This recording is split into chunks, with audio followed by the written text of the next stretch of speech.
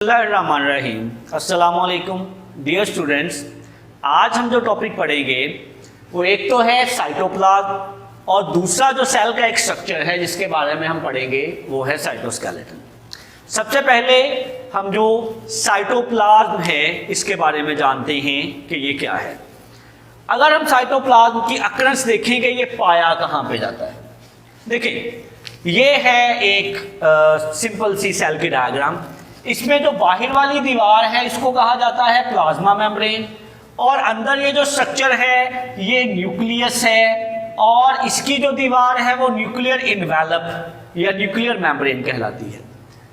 Plasma membrane और nuclear envelope इसके दरमियान में एक सेमी ट्रांसपेरेंट यानी कि नीम शफाफ और सेमी विस्कस यानी कि ना ज्यादा गाढ़ा ना ज्यादा पतला बल्कि कैसा जेली लाइक एक मटेरियल पाया जाता है और उस मटेरियल को कहते हैं साइटोप्लाज्म। जैसे कि हर चीज जो है वो मुख्तलिफ केमिकल्स के मिलने से बनती है तो साइटोप्लाज्म भी किसी ना किसी चीज से बना होगा। तो साइटोप्लाज्म अगर हम देखें किस चीज से बना है, साइटोप्लाज्म में तकरीबन मोर देन 90% तो सिर्फ और सिर्फ पानी ही है, यानी इसका एक बड़ा हिस्सा पानी पर मुश्तमिल है। और इसके जो बाकी पार्ट्स हैं, इसके जो बाकी अज्जा हैं उसमें कुछ चीजें ऑर्गेनिक हैं और कुछ चीजें इनऑर्गेनिक हैं। अब ऑर्गेनिक चीजों में क्या क्या आता है? ऑर्गेनिक चीजों में लिपिड्स, कार्बोहाइड्रेट्स और प्रोटीन्स। इनऑर्गेनिक में क्या क्या आता है? इनऑर्गेनिक में बहुत सारे साल्ट्स आते हैं, NaCl वगैरह, उसके अलावा कार्बोनेट्स, बायोकार्बोनेट्स, इस तरह की चीजें। अच्छा, ये जो इनऑर्गेनिक और ऑर्गेनिक चीजें हैं ये बाज़ोकात पानी में पार्शली यानी कि जुज़वी या कंप्लीटली डिसॉल्व होती हैं, यानी कि पानी में या तो ये थोड़ी बहुत हल हुई होंगी या फिर ये मुकम्मल तौर पे पानी के अंदर ही हल होंगी। तो इसकी अगर कंपोजिशन देखें 90% वाटर और बाकी के जो थोड़े से 8-10% बचेंगे उनमें कुछ ऑर्गेनिक यानी कि लिपिड्स, कार्बोहाइड्रेट और प्रोटीन और बाकी के इनऑर्गेनिक यानी कि कुछ नमकियात या साल्ट्स इसके अंदर पाए जाएंगे। और ये एक जेली लाइक मटेरियल होगा जो कि पूरे सेल के अंदर यानी सेल की प्लाज्मा मेम्ब्रेन से लेके न्यूक्लियर इन्वेलप के दरमियान हर जगह पर मौजूद होगा। अब हम इसके देखते हैं कि इसके अफ़आल क्या हैं, इसके काम क्या हैं, ये करता क्या क्या है। देखें, सबसे पहला इसका जो काम है, अब ये इस सारे हिस्से पर है और बाकी के जितने भी सेल, मतलब ये यहाँ पे राइबोसोम्स हैं, ये यहाँ पे हम कह लें कि गोल्जी बॉडीज हैं, ये यहाँ पे माइटोकॉन्ड्रिया है। तो अगर हम गौर करें तो जो सेल की ऑर्गेनेल्स हैं उन ऑर्गेनेल्स को रहने के लिए जो स्पेस प्रोवाइड की है वो किसने की है? वो की है साइटोप्लाज्म। तो पहला इसका जो फंक्शन है वो है सेल ऑर्गेनेल्स को स्पेस प्रोवाइड करना, उनको रहने के लिए जगह मुहैया करना। इसका जो दूसरा फंक्शन है, देखिए सेल्स के अंदर बहुत सारे केमिकल रिएक्शन होते हैं। इन्हीं केमिकल रिएक्शन में एक सबसे अहम केमिकल रिएक्शन जो कि सेलुलर रेस्पिरेशन का एक बड़ा मेजर पार्ट है उसको कहते हैं ग्लाइकोलाइसिस। अब ग्लाइकोलाइसिस में ग्लाइको से मुराद है glucose and lysis means to break down, यानी कि ग्लूकोज का टूटना। बेसिकली इसमें होता यह है कि ग्लूकोज का जो एक मॉलिक्यूल है वो टूटता है और बनाता है दो पायरोविक एसिड्स। पायरोविक एसिड्स फिर जाते हैं माइटोकॉन्ड्रिया में, वहां पे इनकी मजीद डिवीजन होती है, ब्रेक डाउन होते हैं, जिसके टूटने से हमें एटीपी की शक्ल में एनर्जी मिलती है। तो देखें ये एक बहुत अहम केमिकल रिएक्शन है।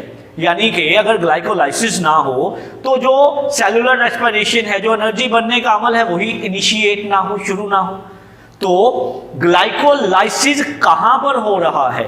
ये हो रहा है साइटोप्लाज्म के अंदर। और इस तरह के बहुत सारे वाइटल केमिकल रिएक्शंस जो हैं वो अकर करते हैं इन साइटोप्लाज्म। तो ये 3 चीजें हमारे सिलेबस का हिस्सा हैं अबाउट साइटोप्लाज्म। पहली चीज है अकरेंस, दूसरी चीज है chemical composition, and third one is function of cytoplasm. अगला जो सेल ऑर्गेनेल है वो है साइटोस्केलेटन। देखें, the word cyto means cell, skeleton Urdu में कहते हैं ढांचे को। अब देखें, हमारे जिस्म में भी तो ढांचा पाया जाता है। हमारे जिस्म का जो ढांचा है, अगर हमारे जिस्म से वो हड्डियों का बना ढांचा निकाल दिया जाए तो क्या होगा? तो हमारा जिस्म एक गोश्त का ढेर बन जाएगा, सुकड़ जाएगा, एक पिचकी हुई चीज बन जाएगा। हमारे जिस्म की शक्ल बरकरार नहीं रहेगी, हम सही तरह से मूवमेंट्स नहीं कर सकेंगे। बिल्कुल इसी तरह जो साइटोस्केलेटन है, सेल का ढांचा है, ये भी तकरीबन वही तमाम अफ़ाल सर अंजाम देता है जो हमारे जिस्म का ढांचा हमारे जिस्म में करता है। जो हमारा ढांचा है वो हड्डियों से बना है, जो सेल का ढांचा है वो बना है माइक्रोट्यूब्यूल्स से और माइक्रोफिलामेंट्स से। अब अगला सवाल ये है कि ये माइक्रोट्यूब्यूल्स और माइक्रोफिलामेंट्स क्या चीज हैं, तो इसके बारे में जानते हैं। देखिए जी, माइक्रोट्यूब्यूल्स कुछ ट्यूब लाइक स्ट्रक्चर्स हैं। ट्यूब्स कैसी होती हैं? ऐसी होती हैं, अंदर से हॉलो यानी कि खोखली। जबकि फिलामेंट्स जो हैं ये रॉड लाइक स्ट्रक्चर हैं। रॉड कैसे होते हैं? ऐसे, अंदर से फिल भरे हुए। तो पहला तो फर्क इसमें यही हमारे सामने आया। जो माइक्रोट्यूब्यूल्स हैं, माइक्रोट्यूब्यूल्स बनी हैं एक प्रोटीन से, and the name of that protein is tubulin. और जो माइक्रोफिलामेंट्स हैं ये भी बने हैं एक प्रोटीन से, and the name of that protein is actin. तो 2 फर्क हमारे सामने आ गए और हमें पता भी चलता जा रहा है कि माइक्रोट्यूब्यूल्स क्या है और माइक्रोफिलामेंट्स क्या है। उसके बाद अगर हम तीसरा देखें, जो माइक्रोट्यूब्यूल्स है ना, इनका काम ये है कि ये मेंटेन ऑफ शेप, शक्ल को बरकरार रखने में मदद देंगे कि सेल की एक जो खास शक्ल हमें नजर आएगी, उसके नजर आने की जो बेसिकली वजह होगी वो होगी माइक्रोट्यूब्यूल्स। जबकि जो माइक्रोफिलामेंट है, देखें बाज़ औक़ात ये भी तो होता है ना कि अब जैसे मेरी ये बॉडी है, ये सेल से मिलकर बनी है, मैं इसको दबा रहा हूं, तो क्या ये सेल दोबारा वापस अपनी असल शक्ल में नहीं आ रहे हैं, लेकिन इनकी जब मैं दबाता हूं तो शक्ल भी चेंज होती है। तो सेल की जो शक्ल है उसको बरकरार रखने में तो माइक्रोट्यूब्यूल्स हेल्प देते हैं, लेकिन जब सेल्स पे प्रेशर पड़ रहा होगा, दबाव पड़ रहा होगा, तो तब सेल्स को कभी कभार अपनी शक्ल थोड़ी सी चेंज भी करना पड़ जाती है, ताकि कहीं सेल्स की शक्ल जो है वो परमानेंटली डिफॉर्म्ड ना हो जाए। तो उससे बचने के लिए थोड़ी देर के लिए जो सेल ने अपनी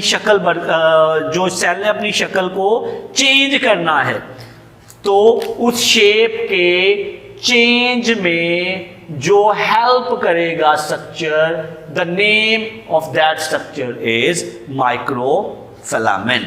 तो जो साइटोस्केलेटन है पूरे सेल के अंदर फैला हुआ माइक्रोट्यूब्यूल्स और माइक्रोफिलामेंट्स का ढांचा है। आप अपनी स्क्रीन पर भी इस वक्त जो साइटोस्केलेटन है इसकी एक तस्वीर देख रहे होंगे, और इससे आपको ज्यादा बेहतर तरीके से एक कॉन्सेप्ट जहन में बैठेगा कि बेसिकली साइटोस्केलेटन है क्या। और पूरे सेल में फैला हुआ आपको नजर आ रहा है एक ढांचा है।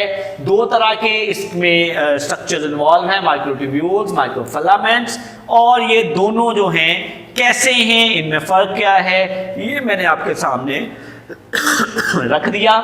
तो इसके साथ ही हमारे ये जो दोनों स्ट्रक्चर्स थे जिनमें साइटोप्लाज्म और साइटोस्केलेटन शामिल हैं, ये इख्तिताम पज़ीर हुए। इसके बाद अगले लेक्चर के लिए हाजिर होंगे, तब तक के लिए अल्लाह हाफ़िज़।